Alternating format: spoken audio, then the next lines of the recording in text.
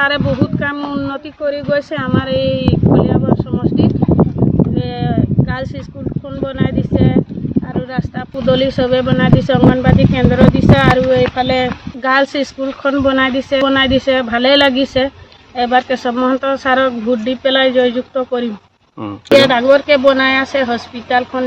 নতুনকৈ হৈ আছে প্ৰথমতে কেশৱ মহন্ত মন্ত্ৰী আমি অশেষ ধন্যবাদ জনাইছোঁ কিয়নো আমাৰ এই যোনটো ৰাস্তা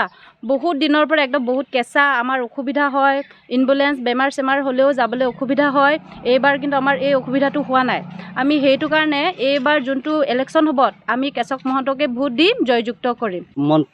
মন্ত্ৰী কেশৱ মহন্ত ডাঙৰীয়া আমাৰ এই ৰাস্তা আগলে বোকা চোকা হৈ আছিলে এতিয়া পকা ৰাস্তা দিয়া হৈছে তেতিয়া ভাল লাগিছে দিন ৰাতি হস্পিটেলত যাবলৈ গ'লে বোকা চোকা লাগি যায় পকা দি পেলাই আমি আনন্দ হ'লোঁ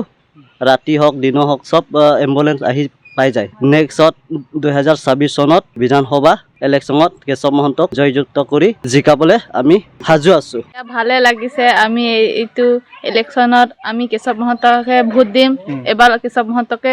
আমি জিকাম এতিয়া হস্পিটেলো বনাইছে ৰাস্তাও বনাইছে আমাক অৰুণোদয়ো দিছে আৰু কিবা কিবি দিছে ঘৰ দিছে বহুত দিছে আমাক ৰেচন কাৰ্ড দিছে বহুত দিছে আমাক ভাল লাগিছে কেশৱ মহন্ত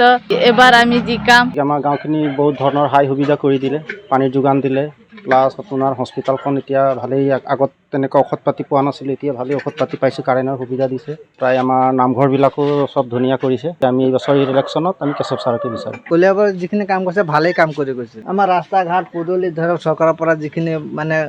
পাই আছে সেইখিনি পাই আছোঁ